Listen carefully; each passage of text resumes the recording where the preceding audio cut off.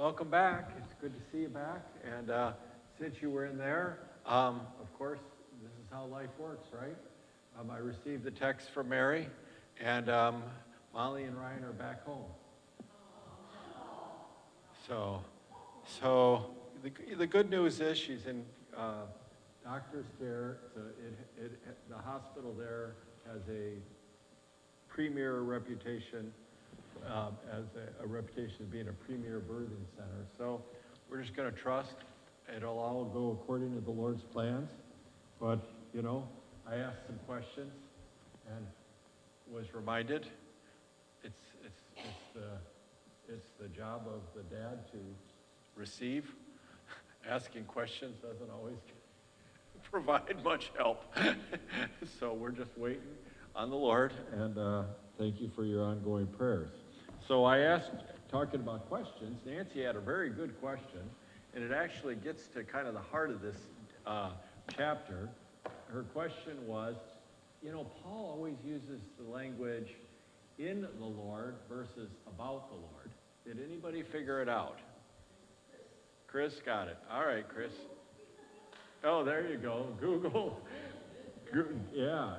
All right. Do you want to read it out loud, Chris?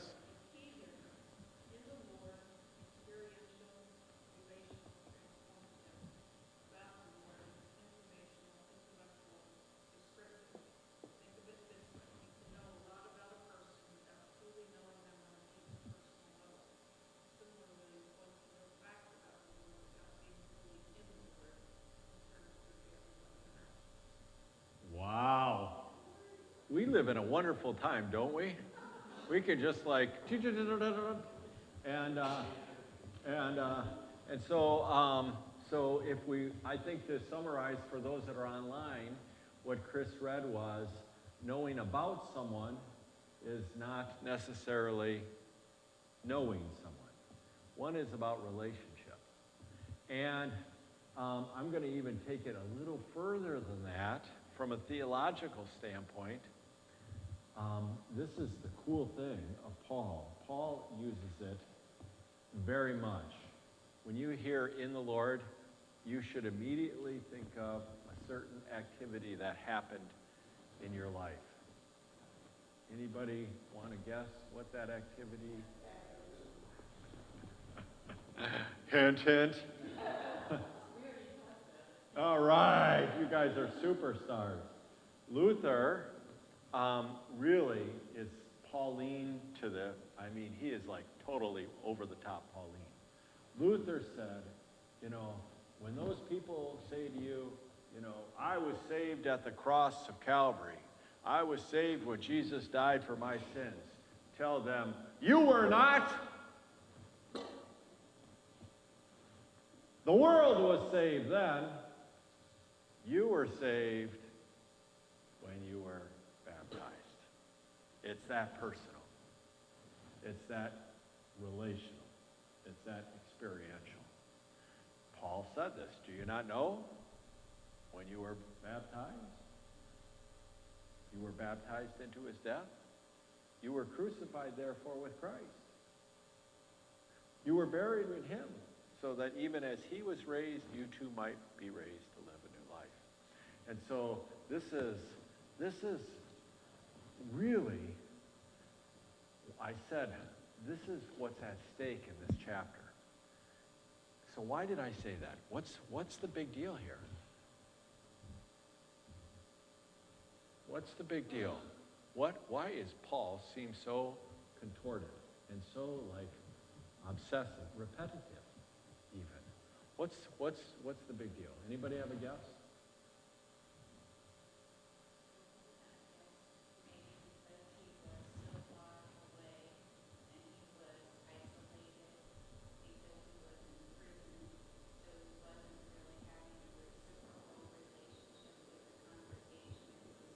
So he felt like it was between him and the congregation.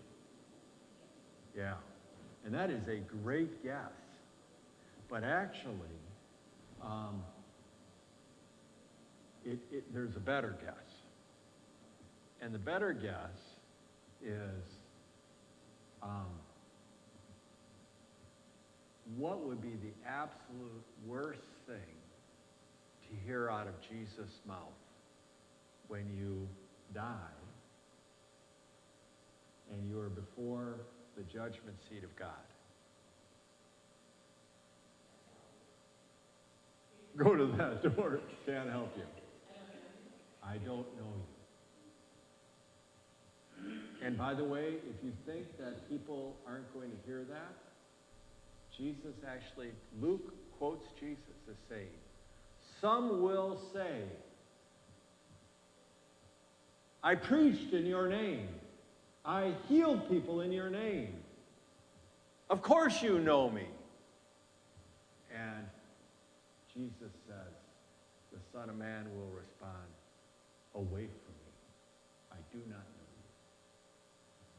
See, that's what's at stake.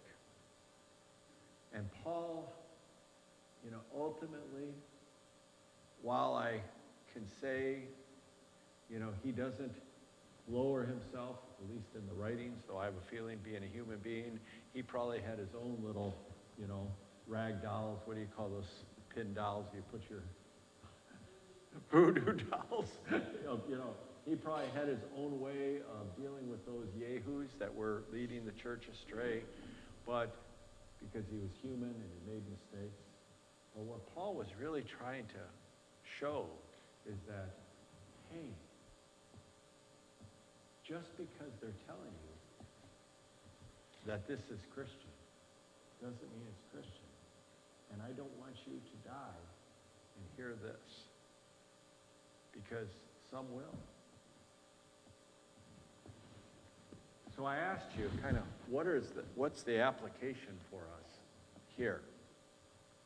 And it isn't easy to answer that question, by the way. Did you get a stab at that one?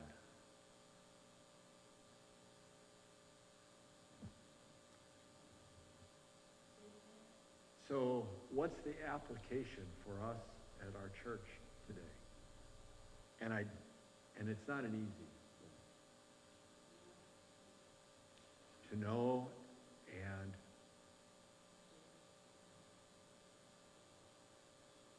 we don't want to change the message because we just want people coming in, because we just want to get people in there to hear them. We want to truly we want a message. so We don't have people coming in and getting the wrong message. But, so I've fallen in love with this word, fidelity.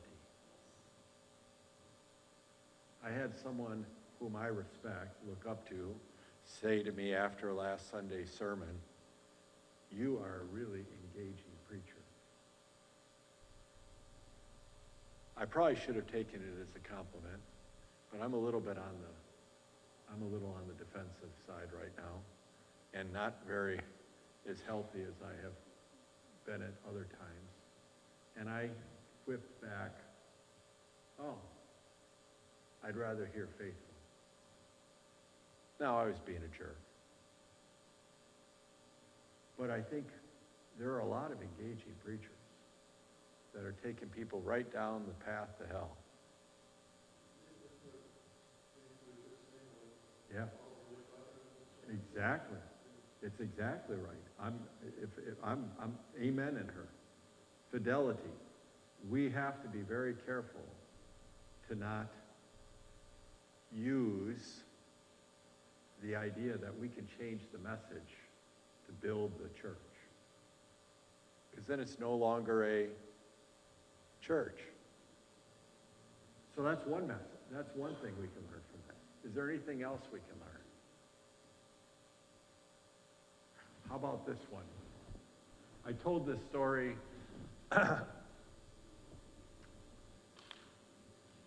and I will try not to be like that person in your life that repeats themselves and you're like, please don't do this, you're killing me. So if you've all heard this, just put your finger up, preferably this finger. But I was on the plane, and this young, strapping, well-dressed gentleman, and I knew right away, because I saw the button, was sat in next to me, and I had my headset. I quickly put it on. I don't want to talk with this guy because I want to focus on just chilling on the plane. He was a Latter-day Saint missionary. And do you remember this story? He pokes me. Who the heck pokes people on the plane? With my headphones on. And he says, I'm Jeff. I'm like, oh, hi, Jeff. I'm Jeff, too. This is, she said she met you, and you're a pastor. Yeah, I'm a pastor. I have to preach my first sermon at my home church after coming back from my mission trip. This 2 years I've been away. Would you help me with it?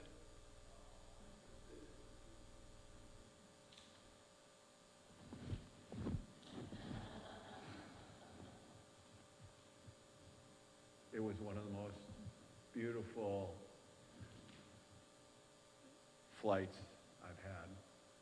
I put it up there with the time I talked with the Hindu gal, because he shared his faith and then asked me to help him. And I had the opportunity in meekness and gentleness. See, that word there is gentle. By the way, I preached this last week.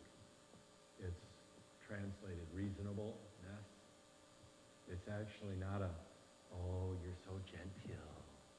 It's actually, you are really adept at understanding interpersonal relationships. Your EQ is off the charts because you know how to talk with somebody and know what's the right thing to do. And I could have said, you're going to hell, boy. Do you believe Jesus is the only Son of God? No. Well, then you're sure going to hell. I taught, which I told him, by the way. I taught religious bodies in America. And instead of slamming the dude,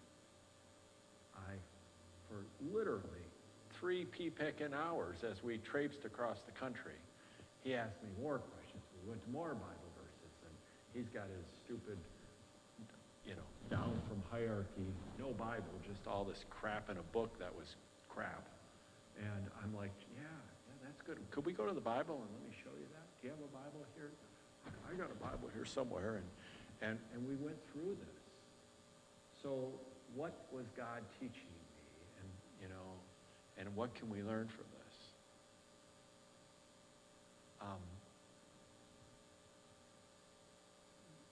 We don't have the right, even though we may think we do, to vilify people, to excoriate those that are wrong as we think they're wrong. But we do have the responsibility to speak the truth. Do you see the tension? This is going to be really hard for us. It's already hard for us.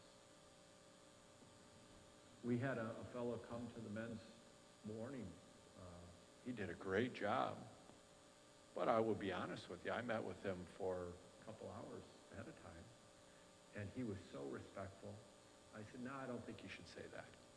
If you're asking my opinion, I don't think you should say that. It's going to lead guys down a path that, you don't want to undermine the teaching of this church.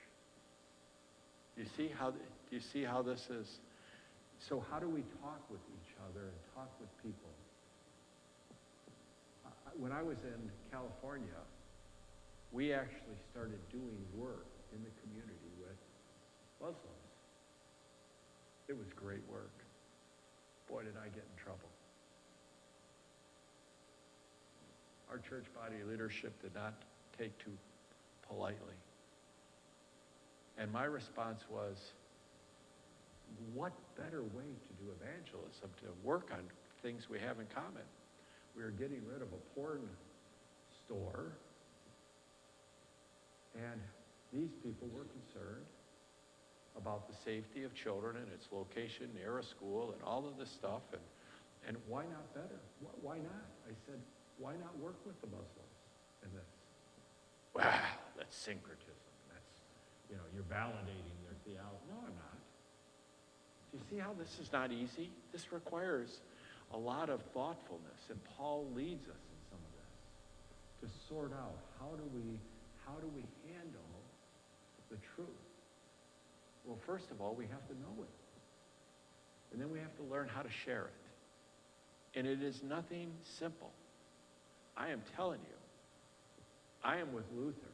Luther openly said, I don't have the same positions I had last year. I don't believe the things I believed 10 years ago. You're like, well, that doesn't sound very good. Well, actually, it was very good. Luther was constantly a student of this. So that's why I said the in Christ versus about, in the Lord versus about the Lord, is so much more important. Because if we have a relationship, we have a reason to continue to learn. If it's just about, it's just information. It's a lot easier to put the paper down, turn off the TV. There are times I'd like to turn my wife off, mute. There are times that I'd like to walk out the door. And oh, by the way, there are times I do. But what would make the difference? How is my wife different than the TV? Relationship. It's my wife. I love her. Imperfectly. We are one. And so that's the difference between being in the Lord and about the Lord. And when God says, I want you to make disciples, and by the way, he did say, make disciples. And Paul says, I want to make disciples who we can start to see the work. Right? Well, next week, I'll be very likely still here. I will tell you, there are a number of things for your personal prayers. Today, Kevin, 11:15, so he's on the phone right now. And his family, our family, and with this government shutdown, which is just causing all kinds of quandaries. Do you realize the quandary it's caused us? Mr. Grant told me, and I didn't even pick up on it, because he's smarter than I am. The 40 airports have been, as of Friday, are going to have reduced travel. Guess what? I checked all the airports I am flying to, because, Southwest, we get the pogo stick across the country. Each one is being picked. So what's the likelihood? I told Mary on the phone this morning, and she goes, I don't think you're coming out here. I said, well, let's see. Maybe the government will get its act together. I don't know. But a lot of things to keep in prayer. Let's close in the family prayer. Lord, remember us in your kingdom and teach us to pray. Our Father, who art in heaven, hallowed be thy name. Thy kingdom come, thy will be done, on earth as it is in heaven. Give us this day our daily bread, and forgive us our trespasses, as we forgive those who trespass against us. And lead us not into temptation, but deliver us from evil. For thine is the kingdom, and the power, and the glory,